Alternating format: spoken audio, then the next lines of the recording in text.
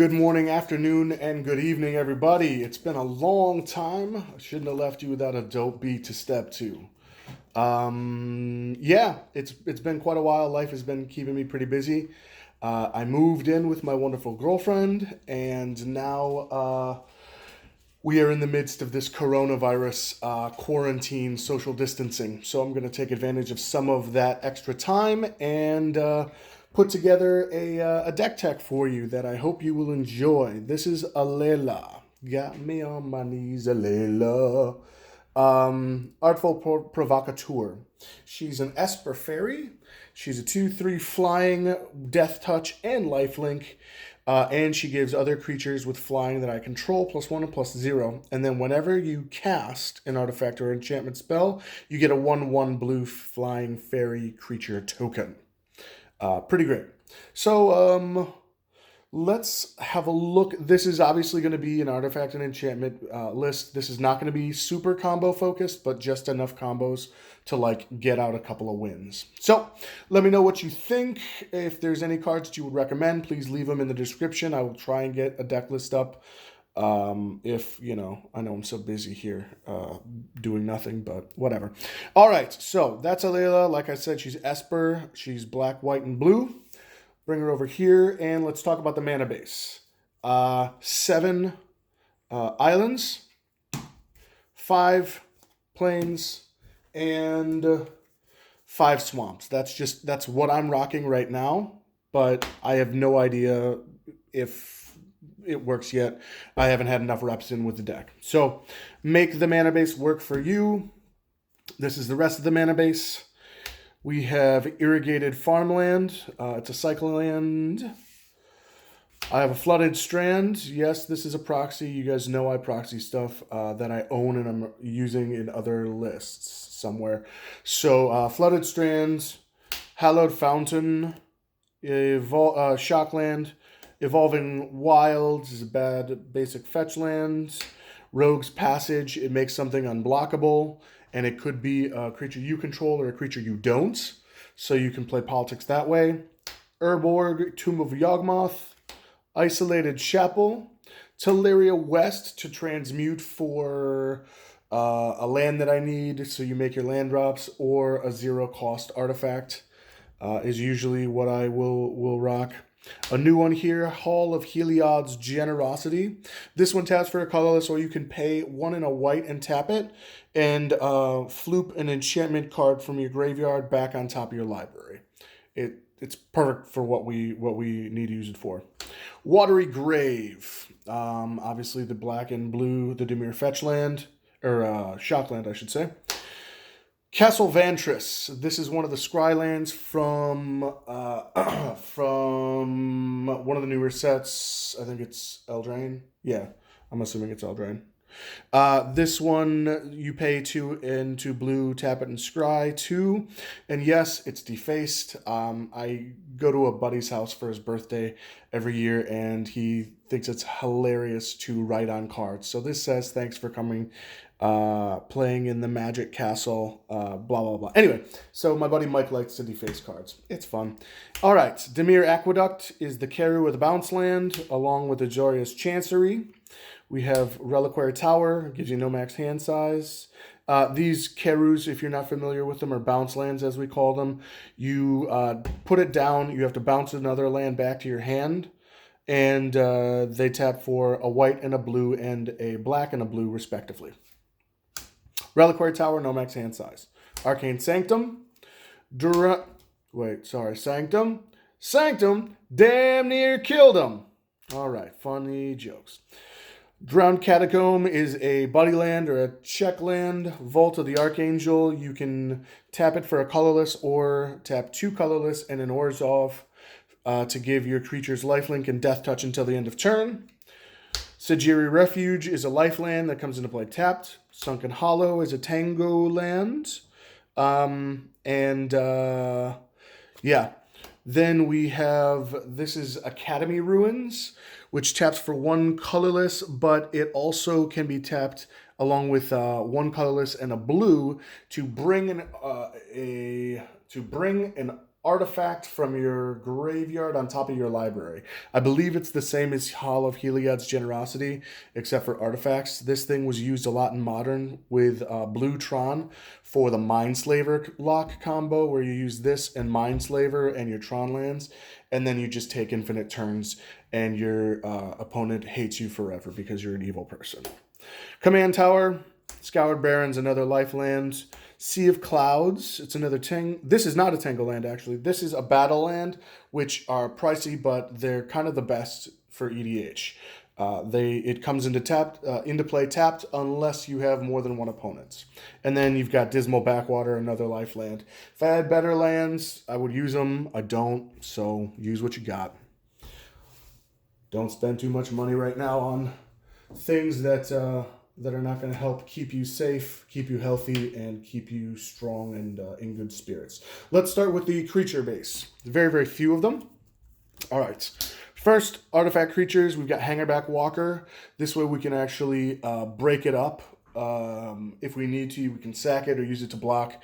It's a good mana sink, and it also allows us to kind of thopter out a little bit. Hangerback Walker costs double X, and it enters the battlefield with X counters on it. When it dies, you put into play X, the same number of Thopter tokens, 1/1 flyers with Thopter creature type onto the field for each counter that you had on Hangerback.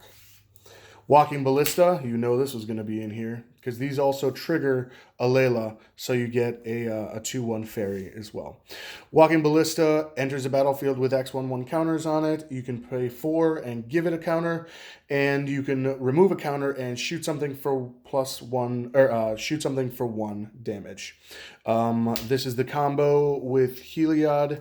You play a Walking Ballista for 2, so its power is 2. You give it lifelink with Heliod. Heliod, the enchantment creature, 2 and a white, indestructible. He's not a creature unless your devotion to white is 5 or greater. And whenever you gain life, you put a counter on a creature you control or an enchantment you control. And then you can pay 1 and a white to give target creature lifelink. So you have this out on 2, and then you give Walking Ball lifelink, and then you shoot someone in the face for 1. That triggers Heliod. You gain a life. You put that counter that you just took off right back on Walking Ballista. Then you shoot him again. So it lets you machine gun down the entire board. It's pretty high profile. People will be very threatened to see this, but if they can't do anything about it, they can't do anything about it, and they just lose. All right. Other enchantment creatures. Thassa. She lets you scry, man. That's a good one. 5/5, indestructible. Devotion to blue has to be 5. Otherwise, she's not a creature. At the beginning of your upkeep, you scry 1, and then you can pay 1 in a blue, and the target creature cannot be blocked this turn. You have to control it, though. So, yeah, exactly what we want to do in life. Next one is a little spice, is Urtai the Corrupted. 2 and an Esper, black, white, and blue, for a 3/4 wizard legend.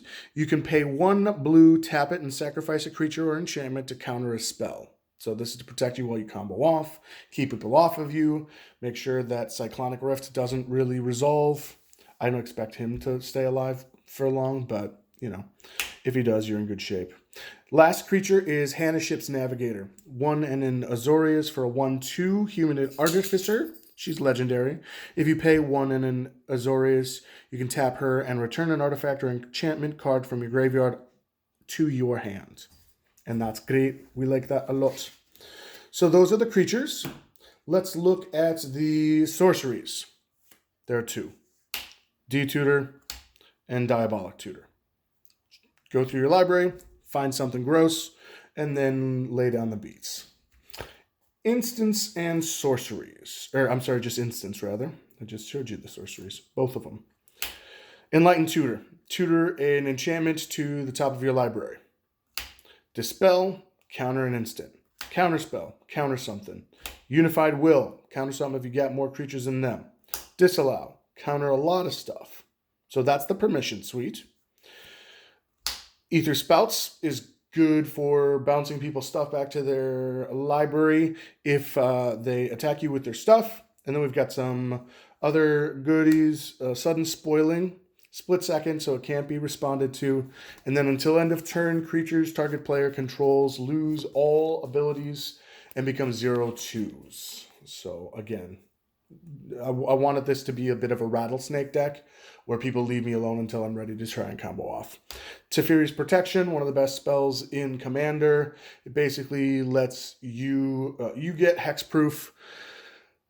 Your life total can't change. You get protection from everything, and all permanents you control phase out, and then you have to exile this. So the only way that they can beat you if you Teferi's Protection successfully is by milling you out.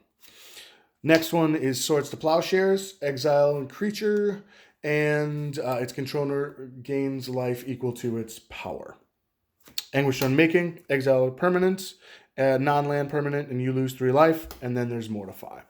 Whatever permission suites you want, whatever targeted removal you want, it's just good to have, period. All right, now let's look at the artifacts and the enchantments. We have Sensei's Divining Top. You can pay 1, look at the top 3 cards of your library and rearrange them, tap it and draw a card, and then you floop Sensei's Top back onto the top of your library. It's a great one. Soul Ring, taps for 2 colorless.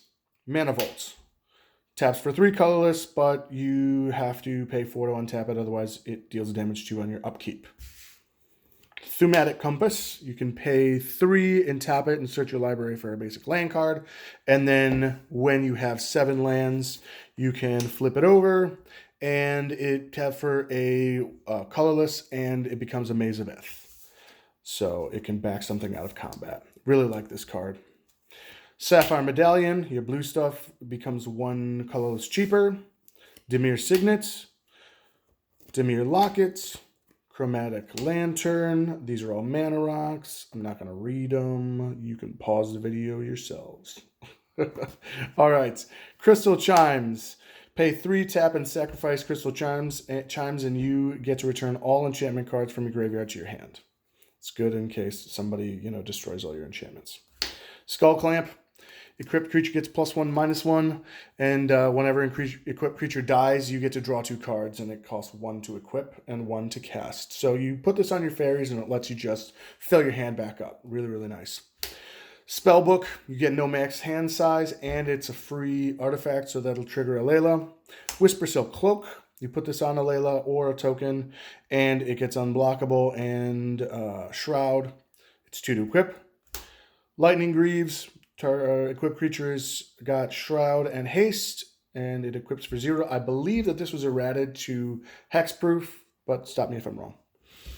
Costs 2 to cast. Viridian Longbow is something I'm trying out. It's a 1 mana equipment. You equip it for 3, and then equipped creature gets to deal 1 damage to target creature or player. So you use this on Alela, and it's basically the Walking Ballista and Basilisk Collar combo where you can just kill something, because I was trying to be nice with this deck and my friends were a little too spiky, and so I said, fine, I'm gonna ramp it up. So fuck you guys. Anyway, Basilisk Collar, same sort of thing. Creature gets Death Touch and Lifelink. Crawl Space to keep people from going wide on you. No more than 2 creatures can attack me each combat. Sort of Sinew and Steel. This is a really good one. Equipped creature gets +2/+2, gets protection from red and black, and whenever equipped creature deals combat damage to a player, you get to destroy one of their planeswalkers and up to 1 target artifact. Now, it doesn't say that they control, so you can do anything, unless I'm reading that wrong. Stoneforge Masterwork, 1 mana equipment, and equipped creature gets +1/+1 for each other creature you control that shares a creature type with it. So you drop this, name fairies, and you're all good. Or you drop it, name Thopters, and then you're also all good and gonna lay down a beating. Mirage Mirror, you can pay 2 colorless to become copy of an artifact, enchantment, creature, or land until EOT. Just really, really versatile. And then another little Voltron piece to this is Argentum Armor. Equipped creature gets +6/+6, and whenever you swing with it, destroy target permanent. It's 6 to bring out, and it's 6 to equip. But we've got some cheater ways of doing it. And one of those cheater ways is enchantment named Cigar de Zade. It lets you cast aura and equipment spells as though they had flash, and then you can equip them to target creature you control automatically. Then you have Intangible Virtue. Creatures you control, creature tokens you control get +1/+1 and have Vigilance. This is great, except if you happen to have the Skull Clamp out, then you can't kill your fairies as easily, and you can't fill up your hand. So maybe I'll throw in a Sack Outlet, but we'll see. So far, I want this. I want to see how this is doing. Some more spot removal. Detention Sphere. It takes out everything with the same name as what you initially detain. Gift of Immortality is an aura, and when the enchanted creature dies, you get to bring that creature back to the battlefield under its owner's control and return Gift of Immortality attached to that creature at the beginning of the next end step. Phyrexian Arena. At the beginning of your upkeep, you draw a card and lose a life. And again, it triggers Alela. Rhystic Study. Pay 1 whenever you cast a thing, or I get to draw. Ghostly Prison. Everybody has to pay an extra 2 for each creature who they want to attack you with. This is another language, but the card is called Attrition. 2 black and 1 colorless for an enchantment. If you pay 1 black and sack a creature you control, you get to destroy target non-black creature you don't control. Give or take. Karmic Justice.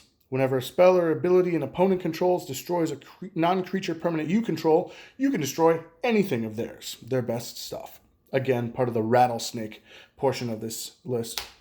Propaganda. People got to pay 2 to attack you for each creature. Estrid's Invocation is kind of interesting. You can have it come as a copy of any enchantment you control, and then at the beginning of your upkeep, you get to exile this enchantment and bring it back, so you get to make it sort of a clone of any enchantment that you want. The only thing that is a little less good is that ETBs for artifacts and enchantments don't count and trigger Alela, so you won't get fairies off of this, but it's still really good to have. Oblivion Ring, get rid of something. Banishing Light, get rid of something. No Mercy. If something attacks and connects with you, you get to destroy it. Seems fair. This is a cute little extra way to win. It's probably too cute to really be in the deck, but I want to try and win with it at least once. Mechanized Production, 2 and 2 blue. Aura. Enchant an artifact you control, and at the beginning of your upkeep, create a token that's a copy of enchanted artifact, and then when you control 8 or more of those artifacts, you that have the same name as each other, you win the game. So Hangerback Walker or some Mana Rock or something could be kind of fun. Maybe you can use it on Sensei's Divining Top and just get all the tops. That'd be kind of funny. Sigil of the Empty Throne. Whenever you cast an enchantment spell, you get a 4/4 flying white angel. Opposition. Tap one of your fairies, basically, and you can tap target artifact, creature, or land if you think somebody's going to try and attack you or do bad things to you. Coastal Piracy. Whenever you connect with one of your dudes, you draw a card. Smothering Tithe. Whenever an opponent draws a card, they have to pay 2 or you get a treasure token. Kind of cool. Really cool. Really, really great taxing effect. And then Dire Undercurrents. It's 5 to bring out, and whenever a blue creature hits the field under your control, you can have target player, yourself, draw a card. Whenever a black creature comes into play under your control, we don't have that many of them, but whatever, you can have target player discard a card. So it's quite relevant. But that, my friends, is Alela, Artful Provocateur. I'm going to probably ramp it up a little bit in power level if my friends keep comboing off on me, but this is what I got, and yeah, this is fun. I might do a couple more of these deck techs while we're here dealing with the coronavirus. Please stay home if you're at all able. Stay safe, stay healthy. We will have to continue to do this if people don't stay home. We need to bring that curve down and avoid overloading our hospitals, etc. So, and also, like, my parents are kind of old, so I want to minimize the risk that they get it. So, it's enough of my preaching. This is a little longer deck tech than I like, but I'm rusty. How about that? So I miss you guys. I hope you're all doing well and staying safe and healthy. And I will come at you soon. Cheers. Bye.